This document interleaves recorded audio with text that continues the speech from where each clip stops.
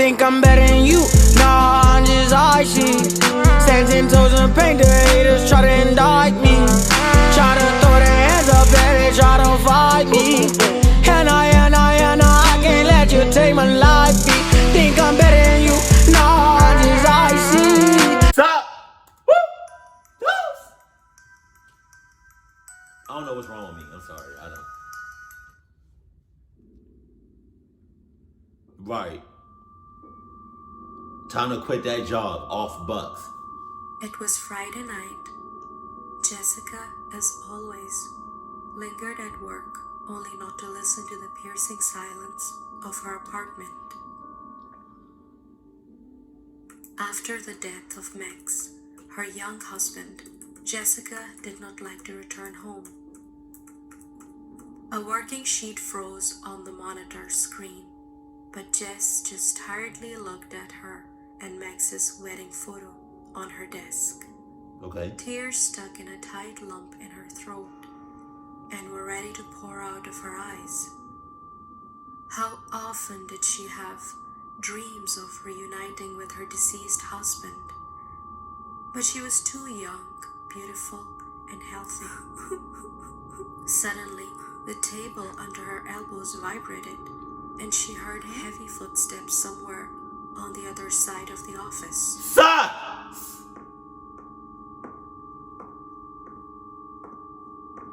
Cleaner? What? But he left about an hour ago. Shit. Probably security guard is just making a detour. There you go. There you go. With assuming. More often than not, when you start assuming, or when you start second guessing yourself, or when you start to just like, I don't know, not to go with your first instinct, that's when the clock, I'm trying to think of a word.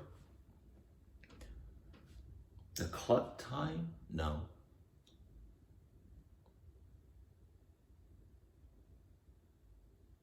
Oh, I can say that. That's when a cluckness starts to happen, starts to manifest. You know? So, right now, you already manifesting your cluckness. You might as well manifest some condoms too, so I just saying.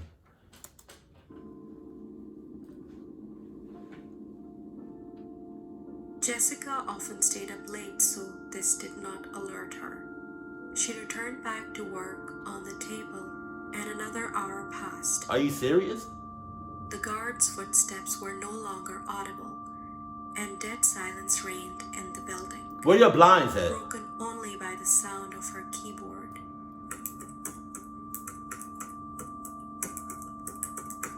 Getting very tired, she looked at the clock. Oh, it's already midnight. Again, I stayed up so late. Suddenly, overwhelming fatigue swept over Jessica,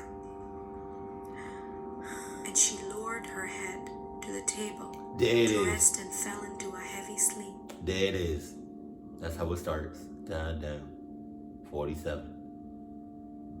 In her dream, Max came to her for the first time in all the months after the tragedy.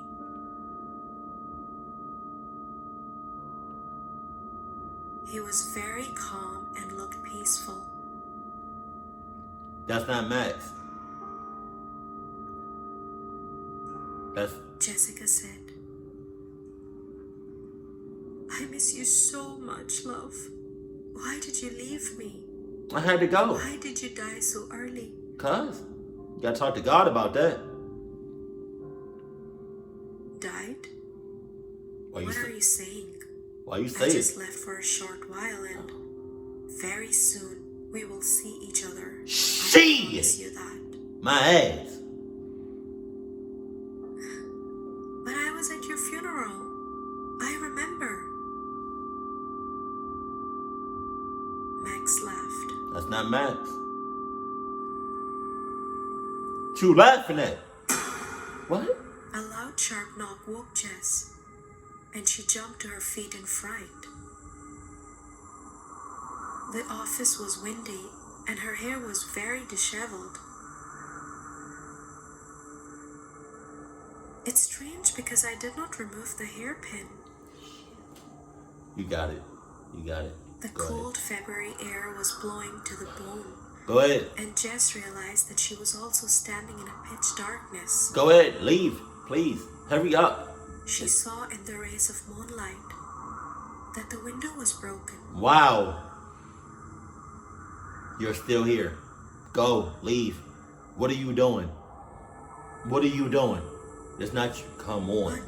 But our office is on the 25th floor. What the hell? Stop. Just stop questioning. Stop assuming. I need to leave before I catch a cold. Yeah, you think? No. You need to leave before you get clucked up. Because I feel like it's only a matter of seconds before you get clucked up, man. I gotta be honest with you. Like, if I could literally jump into the story and just advise you or just forcibly, I don't know how to say it, but you know what I'm trying to say. If I can force you on getting the hell out of there in the story, like if I can physically go into the story, I would. But I can't. We don't got it like that right now. Like technology, we can't really do that right now. Right? You talking about you need to leave before you get a cold. That's the least of your worries. You need to leave before yeah. Is still here.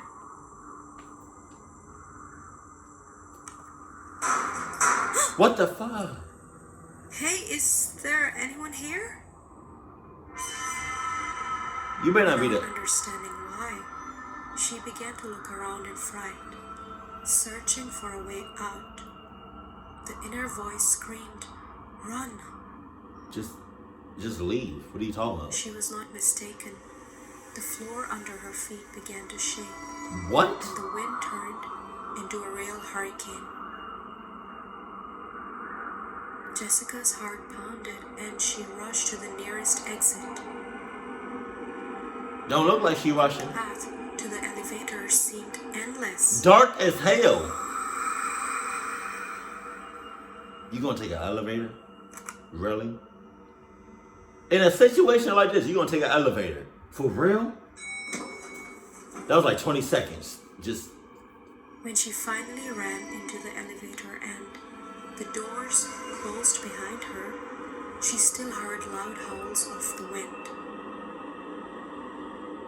Going lower and lower, she felt growing despair rising in her chest.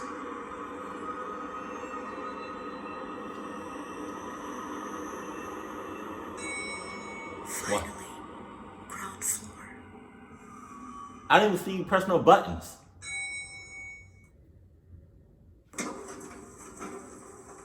Is that a wall? Or... When the elevator door opened, Jessica was seized with chilling horror. There was a wall in front of her, made of soil. She froze for a second and then, in horror, began to dig the icy soil with her hands, trying to get to oxygen. Her head was spinning, and she was digging faster and faster. At this point, go back to the 25th floor to your office. Break the window some more. Get a running start, right? You better hope for the best, prepare for the worst, and yeet yourself out the window. That's all I'm saying.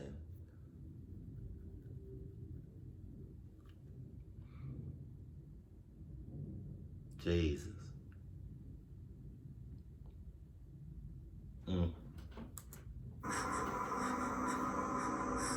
Just go back up. Until she came across solid. Pause. A door? What? A tree? What is it? It's dick. Oh my Pause. god. A coffin? Oh my god. Oh my god. She cleaned the soil, took a deep breath, and opened the coffin with shaking hands. It's Max. It's Max. Her husband.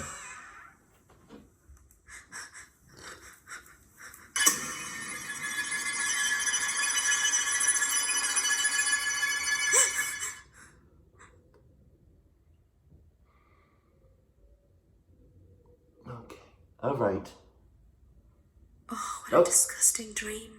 My ass. That was not no dream. You lying. You lying. Huh? What? Ah! I knew it wasn't no dream.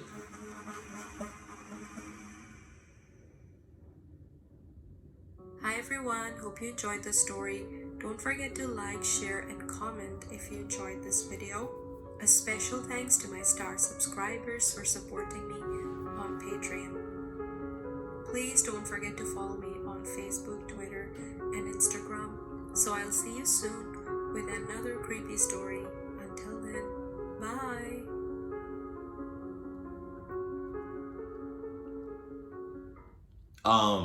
So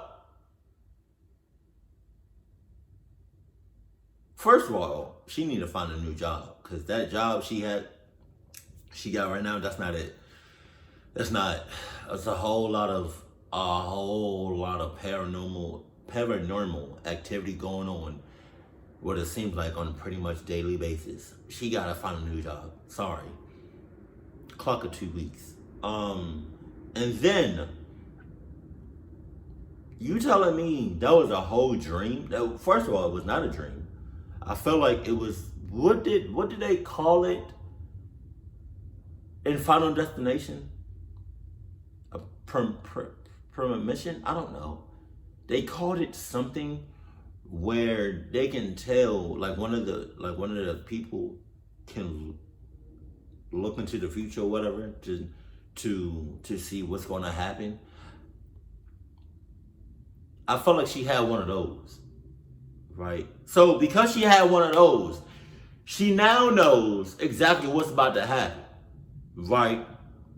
So like I said, since you already know what's about to happen to you, if you go into the elevator, you might as well just stay in your office, get a running start, right? Hope for the best, prepare for the worst. And then yeet out the window. Because that seems like your best bet right here, right now. And I feel like your late husband, Max, whatever, was not Max, like in your dreams. Was not Max, somebody else.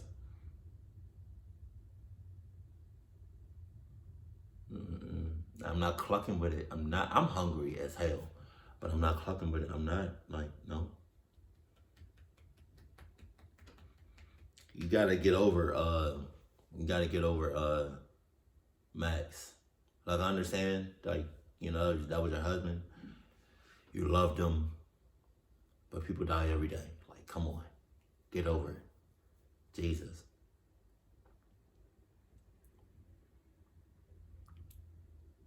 My God. But I highly suggest you find a new job ASAP, for real, because sooner or later you will get clocked. I'm trying to tell you. So I told you. It's